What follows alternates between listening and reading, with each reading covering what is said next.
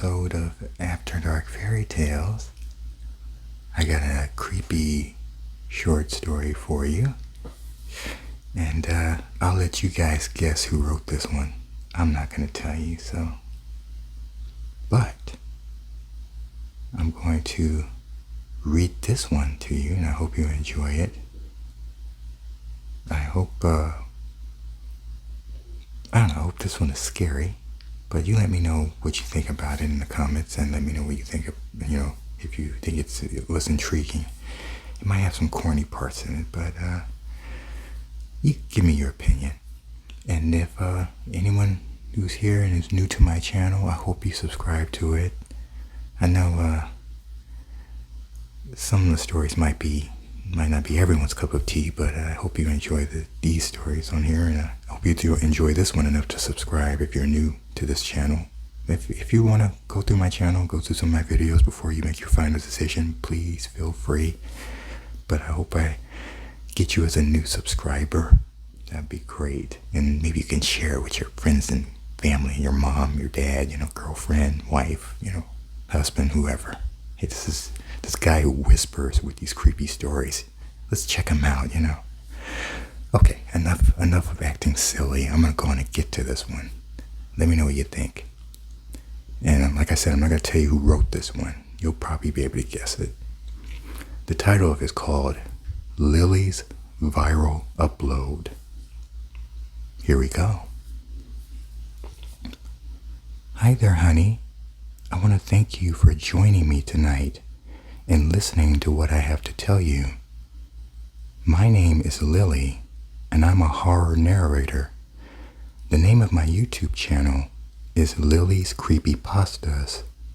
I have over 1 million subscribers, and I love to bring them entertaining creepypastas each week. My subscribers are like family. I always show myself on camera when I'm narrating my creepy stories. My guy subscribers flirt with me, leaving their comments and telling me how pretty I am. I enjoy a little flirtation, and sometimes it can get uncomfortable. I'm a single mom too, and I try to keep my son off camera because, there are some sickos out there. I can't shield my baby all the time, and there have been moments where he wants to sit on mommy's lap while she narrates a creepypasta. My son's name is Malik, and he's 4. He's very intelligent and brave. He doesn't get rattled by the creepy stories his mommy has to read in front of her webcam. I find it amazing. But his dad was brave. He was a brave guy too. Malik's dad, my husband, was killed in a car accident. Gregory was a sweetheart, and I think about him all the time. He was an excellent dad and husband. I miss him so much, and so does Malik. A drunk driver took him from me, and the drunk driver survived. I sat at the trial, and I saw the man who killed my husband. I watched as he took the stand. He cried and pleaded to me. He wanted my forgiveness after the judge sentenced him. The guards escorted him away in handcuffs, and he kept looking back at me with tears in his eyes. I couldn't forgive him. I wanted my husband back, and I refused to forgive him for what he did. I held on to my hatred. If I could go back in time, I would have stopped Gregory from leaving the house. I would have told him not to go to work that night. He was a paramedic, and they called him in, needing him to fill someone's shift. If I tell you the strange things that happened after I lost my husband, you're going to think I'm crazy. The strange happenings took place a few weeks after my husband's death. Most of the occurrences happened during the night. Sometimes I would wake up thinking I heard the rattling of pots and pans shifting around in my kitchen downstairs. The sound would disappear when I would fully wake up, which made me think I dreamed it. My YouTube channel disturbed me. I found a video uploaded to my channel that I didn't remember uploading. The video was black. There was no image, but there was audio. My subscribers loved the video. I read the comments below that said how the video was super creepy and that they loved the ghostly sound effects I added to the audio. I wanted to delete the video, but it got so much attention that I couldn't touch it. I thought someone had hacked my YouTube channel, so I changed my password, hoping that would stop this hacker from posting more strange uploads. It didn't stop. I never listened to the first strange upload. I just read my subscribers' comments. One subscriber told me there was a creepy voice in the video, and it sounded like an old man. Another subscriber said the same thing. They heard what sounded like an old man muttering to himself over static. What I read from another subscriber disturbed me. They said that the old man started barking after muttering and grunting for 5 minutes in the video. This creeped me out, and I didn't upload anything to my channel for about a week. I never clicked on the strange upload. It was still racking up views, likes, and comments. I kept seeing one comment after another. In one subscriber's comment, I read that they heard the old man whisper the words, "Feed me." They said that they could barely make it out. Like I said before, changing my password on my YouTube account did not stop another weird video upload. The second upload wasn't just a black screen. There was audio and video recording of something I can't explain. When I saw the second upload, I immediately grabbed my son and I left my house. My baby was still asleep in my arms when I bolted out of my house, struggling to get my car keys out of my purse. I drove to my parents' house, and I could barely breathe from my heart slamming into my chest. I screamed when I saw the second upload. In the video, I saw my living room. All the lights were off, and in the darkness, I could see a frail, naked, elderly man sitting in the middle of my living room in a meditative position. I thought he was an old man, but I could see that something wasn't right. He looked pale, and it looked like he had no skin on his bones. I saw facial hair, but I didn't see a nose or lips. He looked like a skull with a beard, and his long hair looked like seaweed. It dangled past his shoulders. I saw him sitting on my living room floor in a lotus position.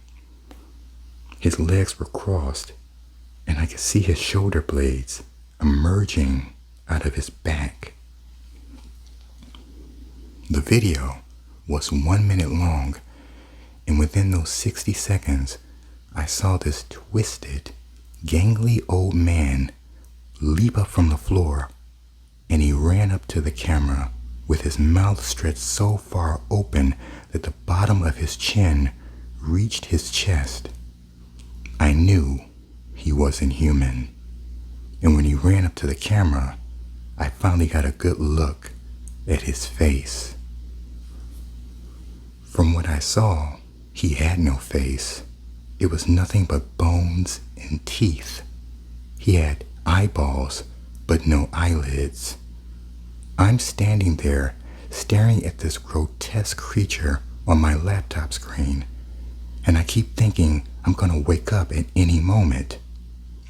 Within 60 seconds, I watched him prowl around my house, going into my child's bedroom while holding the camera up to his ugly face. He stood over my child, muttering something and contorting his body. Malik never moved in his bed.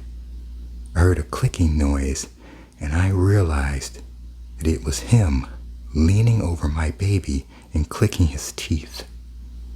My heart went into my throat when I saw this thing reach down, putting his spindly, mummified fingers through my son's hair. The video cut to a second clip where it showed the creature standing over me while I was sleeping. He wasn't naked anymore. He was donning a black hooded robe, and I kept hearing him mutter the words, "pretty," and "feed me." I became paralyzed after I saw this supernatural old man was standing in my bedroom in the exact spot where I was standing. He hovered over my face, clicking his teeth. He reached down and touched my face before turning to the camera and stretching his jaw down to his chest again. His mouth reminded me of a pitch black cave. After I watched him gently reach down into my sleeveless nightgown to touch my breast, that's when the video went black. I stood there for a moment, trying to grasp what I had just seen. It took me a minute, but I finally broke out of my daze.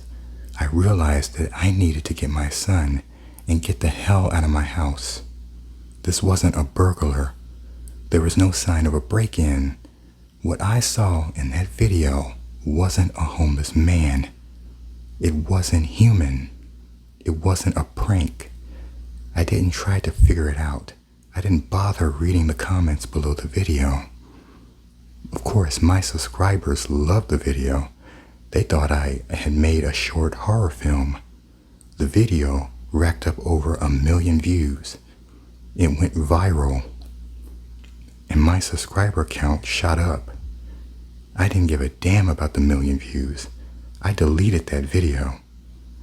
I didn't want that thing on my channel. "Mommy, what's wrong?" That's what my baby kept asking me while we were in the car. I couldn't tell him. I tried not to act nervous around him, and I just wanted to protect him. I didn't want to scare my child, and I told him that everything was fine and that his mommy was just taking him to see his grandma. I caressed my fingers through my son's hair, and I couldn't stop thinking about that creature standing over him and touching him. Was he the devil? I didn't want to think about it. I pretended like it didn't happen. That was a mistake. As I was driving to my parents' house, I thought about the drunk driver who killed my husband and how much I hated him. I needed my husband more than anything, and he was gone. My baby needed his father. I hated that man for what he did. He killed the love of my life.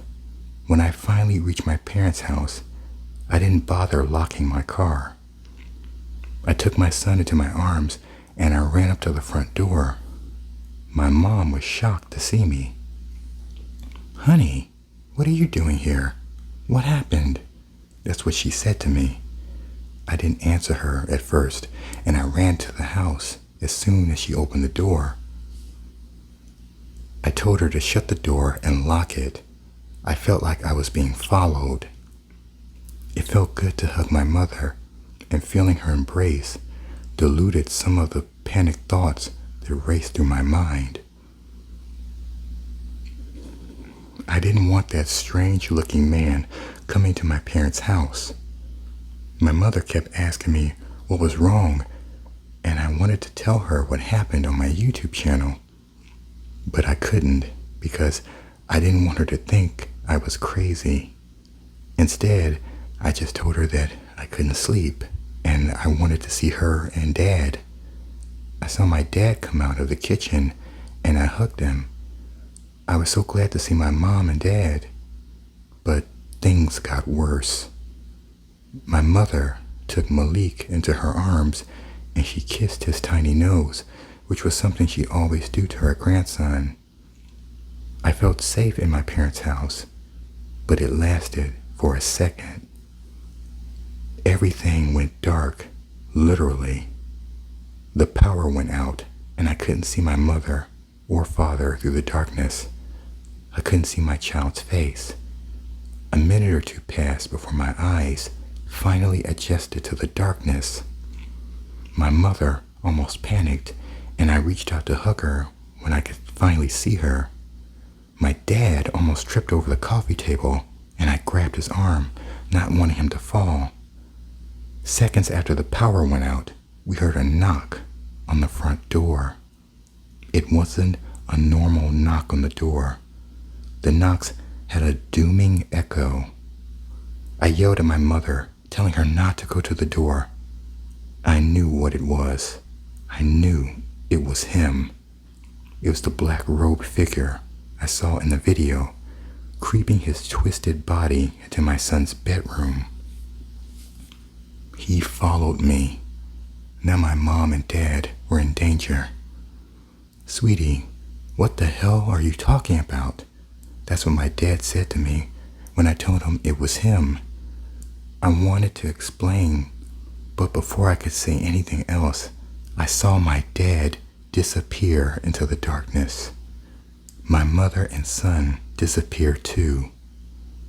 I was all alone, standing in the living room in total darkness. I called out to my parents, and I called out to my baby. There was no answer. The only thing that remained was the repetitive knocking on the front door. The knocking stopped abruptly after a few minutes, and then I heard him climbing up the side of the house. Him, or it, had climbed up on the roof. I could hear his erratic footsteps a few feet above my head. Then I could hear him going from walking across the roof tiles to crawling on his hands and feet. I just stood there frozen in disbelief that I saw my parents vanish in front of me. I had to battle this thing alone? What was he? What did he want? There was no time to figure it out. I bolted down the hall toward my parents' bedroom when I heard it break into the attic. He was in the house, and I had to hide. I grabbed my father's golf club that laid near the sofa. When I ran into the bedroom, I shut the door and locked it, knowing damn well that locking the door wasn't going to stop him from coming into the bedroom. I ran into the closet, holding the golf club close to my chest. My floral blouse was drenched from my sweat. I tried to stay perfectly quiet, trying not to even breathe for fear that he could hear me. Even my dangling earrings sounded too loud to me. Loud booms echoed from the attic. Then I heard a rumbling crash. It sounded like two men wrestling. All the air left my lungs when I heard the ladder that led to the attic descend to the floor in the hallway. I heard him crawling down the creaky ladder out in the hall, right outside the bedroom door. I could hear him muttering. Within the muttering, I thought I heard the words, "Where could she be?" Calling the police was a thought that came to me. Then I thought, what could the police do for me? If this monster could make my parents and my child vanish, then what would he do to the cops? It seemed like nothing could protect me. He hacked my YouTube channel, and now he was hacking into my life. I kept thinking he was the devil. I thought the world was ending, but only for me. Is this what it's like when you're dying and you don't know it? Was I dying in my sleep? The only weapon I had was my father's golf club. I couldn't run, and I cried when it occurred to me that this monster killed my parents and my baby by making them vanish right in front of me. A dark closet was my only hiding place. I could hear him stumbling around and muttering to himself in the hallway. I kept thinking about what he looked like and what he did in the video. My prayer to God was that I didn't want to confront this creature up close and personal. That was my worst fear. I prayed and I prayed, but God didn't answer my prayer. Nothing could prepare me for what happened next. I distinctly remembered locking my parents' bedroom door, but I heard the doorknob hit the wood floor. The creature knocked the doorknob out of its socket and the door creaked open. He was in the room now, a few feet away from the closet door. He snarled and groaned. His bones creaked every time he'd take a step further into the room. I didn't know if he could smell me or something. He acted like he knew where I was hiding. Sweat rolled down my face, dripping down my neck. I could barely breathe. I wanted to shush my pounding heart because I knew he could hear it. My mind settled on him being a demon straight from the abyss. That's what I believed he was, some kind of evil entity that ascended from hell. And his mission was to kill me. Something was fueling him. It was something that I was doing. I let out a low, whimpering cry when I heard clawing on the closet door. When the doorknob vibrated, I heard him say, "Feed me." I thought that's what he was saying. What happened next made me question my sanity. I heard my husband's voice coming from behind the closet door. My body shuddered when my husband told me that he loved me and that he missed me. I wanted to open the closet door, but a voice in my head kept telling me not to be a stupid bitch. That wasn't my husband. It was a trick. A demon will do anything to capture its prey. My husband's voice disappeared, and it went silent for a moment. It was so quiet. I thought it was all over. But I screamed when a large, bony hand smashed through the closet door, grabbing my blouse. This creature reached through the door, and he had his gnarly fingers on my breast. I tried to knock his hand away, but he grabbed my throat and pulled me toward the hole in the door. He pulled my face right up to the hole, and I got a closer look at his teeth and the dark hole in his face where his nose should have been. He had a death grip on my throat.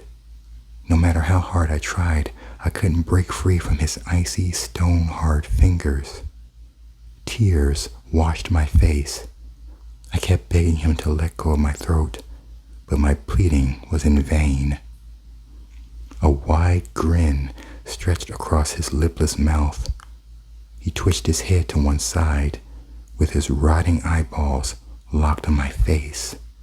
Then he spoke to me, using my husband's voice. "I love you, babe. I miss you so much. That drunk driver took me from you, and you hate him for what he did. You hate him for that, don't you? You hate that drunk driver for killing me." This is what the monster said to me in Gregory's voice. "I should be here right now protecting you, but I'm dead. I'm in a graveyard, rotting. I can't even be a father to my little man. That drunk driver's destroyed me, He destroyed us. You hate him, don't you? You hate him just as much as I do. The creature kept saying that to me with black saliva dripping from his chin. I could feel my blood boiling. I did hate the drunk driver. It was a deep, visceral hatred. Before I realized it, I crashed through the closet door, tackling this monster. I couldn't believe what I had done. The monster took on the form of the drunk driver. His black robe morphed into a plaid button-down sleeveless shirt and blue jeans. He became a young man, but bloody gashes covered his face like someone in a car crash. I could smell alcohol on his breath. When I recognized the drunk driver, I went berserk on him. I didn't even use my father's golf club. Using both my fists was good enough for me. Pounding my fist down on the old man's face felt good. I completely forgot that I was sitting on top of an evil spirit who was beckoning me to punch him harder. Yes, that's right, Lily. Punch me until you kill me. You're doing great, sweetheart. Keep hitting me. Break my nose and jaw. Make me pay for killing your husband. Hate me so you can murder me. Yes, my darling, you're so beautiful. Your lovely hatred will make you mine for all eternity. I caught myself realizing what this creature was doing to me. He told on himself. This was a spirit that thrived on hatred and war. It lived on bloodshed and carnage. That was his food source, and he wanted me to feed him. I had a thought that I was dealing with some type of sinister extraterrestrial. Hate me, feed me. That's what he kept shouting while still in the form of the drunk driver. I stopped punching him when I realized what he wanted from me. He would kill me and take my soul once he got it. I told him no. That's when he knocked me off of him. He yanked me up by my throat and he pinned my back against the wall. That's when my worst fear assaulted me. I screamed and I kicked while seeing visions of my death and seeing my baby grow up without his mother. I watched this monster transform back into the twisted skeleton of an old man. He roared in my face, telling me to hate the drunk driver, and I refused, even while I could feel the life getting choked out of me. I forgive the driver. I coughed up those words, and the monster slapped me. No, darling. Hate the driver, or you're dead. Feed me. Now. I still refused, and I knew he was bluffing. He couldn't take me without feeding off my hatred first. I forgive the driver. I miss my husband, but I forgive the driver. I kept shouting those words in his face.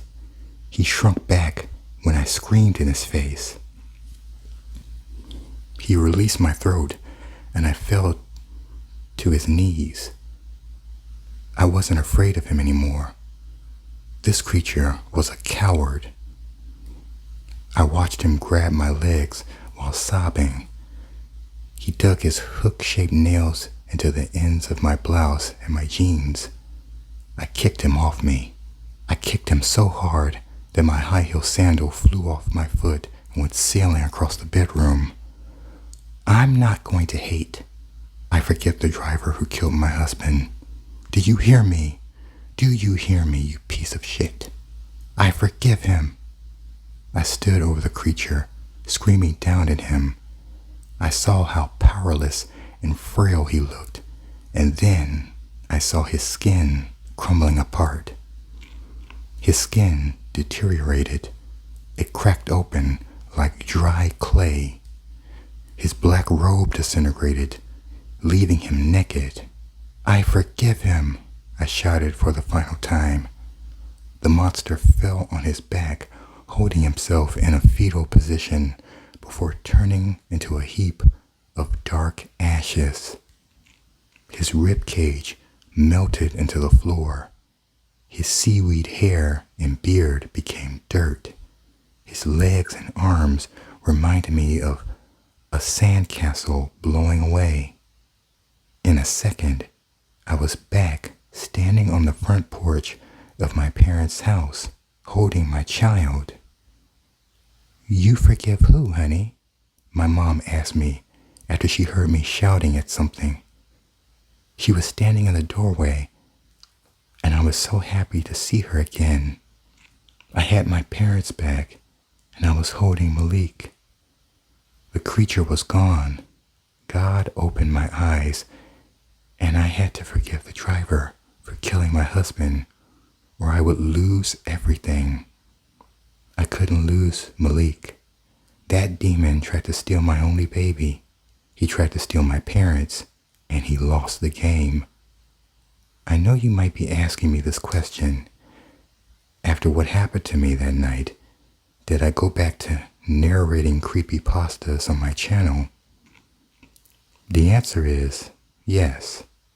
I narrated and I uploaded a new creepypasta that I wrote myself, and my subscribers loved it. I called my story Lily's Viral Upload. You can probably guess what the story was about. So, my darlings, did you enjoy that one? I'm not going to tell you who wrote it. I'm going to let you guess. And you guys are very smart, so you probably already know who wrote it. I hope you enjoyed that little creepy tale. It's not the best, but I hope it was entertaining for you. So, what did you think? Did you like that one? I'm a Christian, so I forgive myself and I forgive Lily for using the S word, but she was in the heat of the moment, so when you're in the heat of the moment, just let loose. So that's what she did. She let loose on that monster. Let him know who's boss. Put him back down in the ground where he belongs, Did you guys like that one? Did my darlings enjoy that little creepy story? Well, I hope you did. Let me know what you thought about it. And, share it. Share this video with any friends and family who might like scary stories.